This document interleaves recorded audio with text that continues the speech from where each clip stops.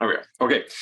So thanks. And as Scott mentioned, I'm Michael Caesar. I'm the Chief Data and Analytics Officer for University and Health Network. I won't spend too much time talking about us as an organization because I've got a few slides that introduce us. But essentially, I'm the lead for the Data and Analytics Group here at the hospital. Really, our mission and our goal is to help UHN see and understand and use data better. And we have a whole bunch of ways we do that, and very exciting ways that we enable that. And I'll hand it over to Andre to briefly introduce, and then we'll launch into some of the presentation. Thank you, Michael and Scott. Good morning, everyone. My name is Andre De Pena. I am the Director for Data Strategy, Governance, and Analytics here at UHN, working closely with Michael and my team responsible for establishing and advancing data governance at UHN, improving our data literacy skills across the organization, and of course, applying analytics to address some of the healthcare challenges facing us. Wonderful. Thanks, Andre. And a pleasure to be presenting with you today.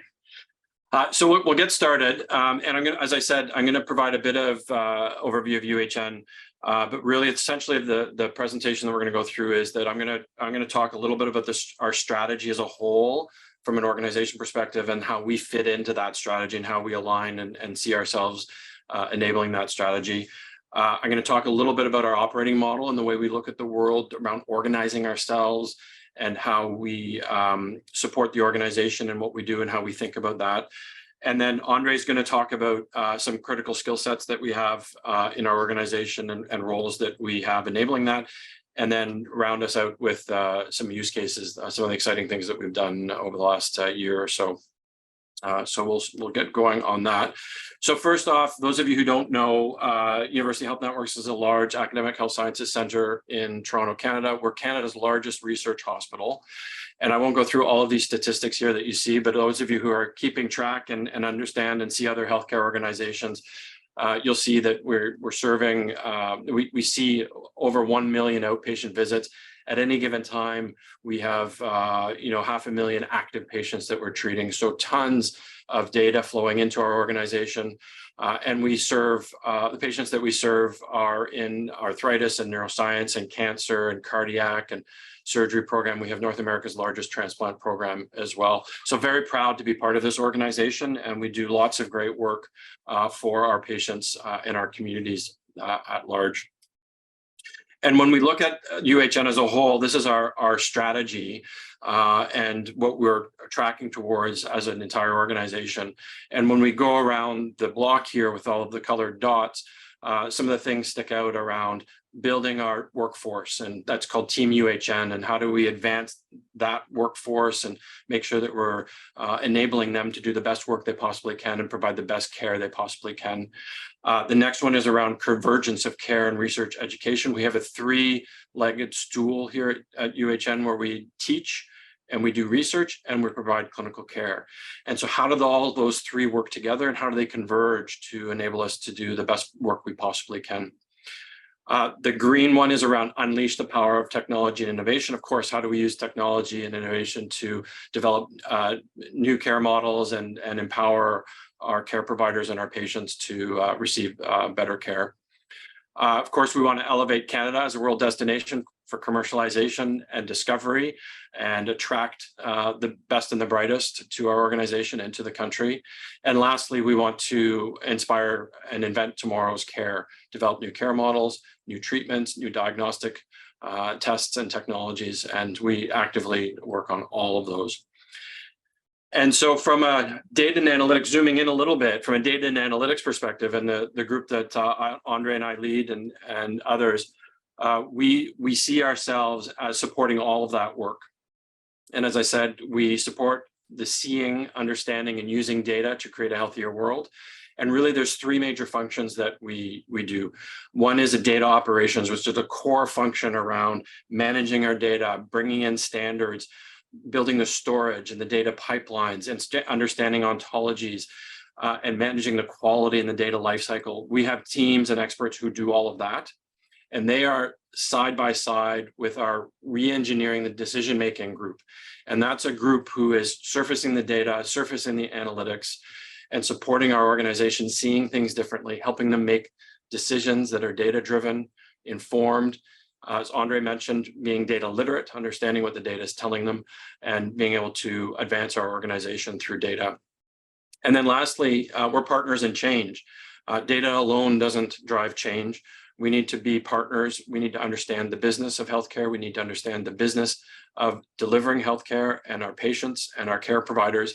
And we work side by side with them around process redesign, around understanding and defining problems that need to be solved, understanding drivers of those problems, opportunities for improvement, and all of those things. And so we have a team that goes in and helps and works side by side with those individuals on the executive teams and the clinical programs, as well as the improvement teams to help them advance the work that they do.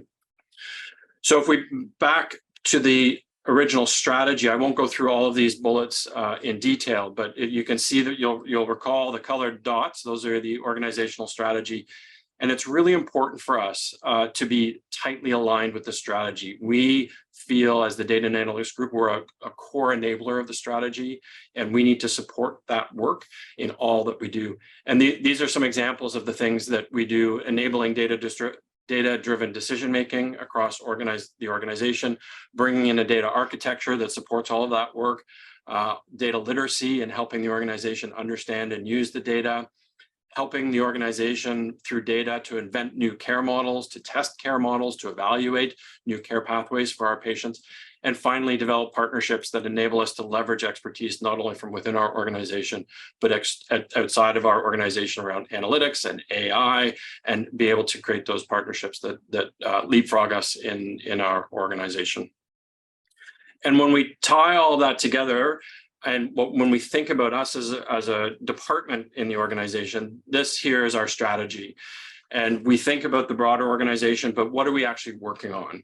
And of course, our tagline is enabling insight. And I'll repeat it now: see, understand, and use its data. But the areas of focus that we work on, we can't work on everything. And so we work with the organization to refine and define the areas that we want to work on. And those are those 4 areas called the areas of focus. Quality and safety. So how do we make sure that we're delivering quality care? How can we measure that quality and care? How can we see for opportunities, surface opportunities for improvement, and enable those focused efforts for improvement in quality and the safety realm? Second is around variation of care and utilization. How do we help the organization see unnecessary variation? How do we partner with them to build operational efficiencies and eliminate waste in all of our care services across the organization? The next one is the care equity and models of care. And really that's about how do we make sure that we can see the patients and the populations that we serve, ensure that they're getting served, and supporting the marginalized populations in our community, and identify and define new models of care and new care pathways that support them in better ways than they have before, and using data to do so. And lastly, and COVID has surfaced this one significantly, is around our workforce, and understanding our workforce, understanding the characteristics of our workforce, our well-being. There's a lot of dialogue right now around burnout in healthcare. And so how do we use data to support our better understanding of our workforce and enable us to retain and attract the best and the brightest? And very quickly along the bottom, the strategic underpinnings, how we're doing that is in 4 areas. One is around our data architecture and what we're calling a unified data framework. How do we bring that technology and architecture together to enable us to access that data in a consistent, reliable, high quality way? How do we bring together our data governance and information governance that allows us to manage that and control that, where we need to protect it from a privacy perspective, but also put it in the hands of the people who need it to make better decisions and support the organization? Data and analytics and literacy. How do we teach the organization to use the data and understand the data to drive better decisions and see opportunities for improvement? And of course, our data operations is critically important, and the machinery that allows us to do that. And that supports our ability to bring decision intelligence to the forefront, to do advanced analytics and enable the organization to get better insight, and of course, see our overall performance of the organization and how we're doing in the delivery of care and supporting our patients. So when we think at UHN about what is a data-driven organization, We've used this framework, and I appreciate the font might be a little bit small, but I'll sort of try and characterize what it is. We think about it from an input-output perspective. So on the left-hand side, we have multiple data supplies that are occurring in our organization, and they're getting more and more every single day. We have our electronic health records. We are now starting to put sensors and watches on patients and monitoring their vitals. We have a lot of patient-generated data through focus groups and through feedback forms and through patient experience surveys and through our web and social media. Patients are giving us feedback. We've got smart machines, smart pumps that are collecting data every single second around what's going on with the patient and the environment. And lastly, all of our data around our operational performance and how we're delivering care. And on the right-hand side is where the demand lives. And the demand from the organization is around building personalized healthcare. How do we start to build treatments and diagnosis that are personalized to the patient and supportive of the unique characteristics of those patients? How are we building non-traditional care environments? Not all care in the future is going to be delivered in the hospital. And so how do we start to build new care pathways and new non-traditional care environments like hospital at home and other community partners that enable us to deliver care just as well, if not better, than what we do in the hospital?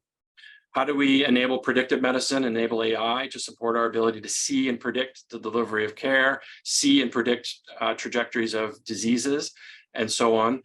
How do we support our population? How do we better see our population and support them in terms of disease prevention, chronic disease management, and partner with our communities and our population in our catchment area? And lastly, how do we make sure that we're delivering efficient and optimized care? And so those are the two ends of the spectrum. And in the middle is what we call a data-driven organization. And so how do you take all of that data on the left-hand side and enable it to be productive and value add on the right-hand side? And so we think that that middle piece is what we do, and we support the organization, and we enable the organization to do better at moving from all of this raw data that comes in the left to enable where we want to get to on the right.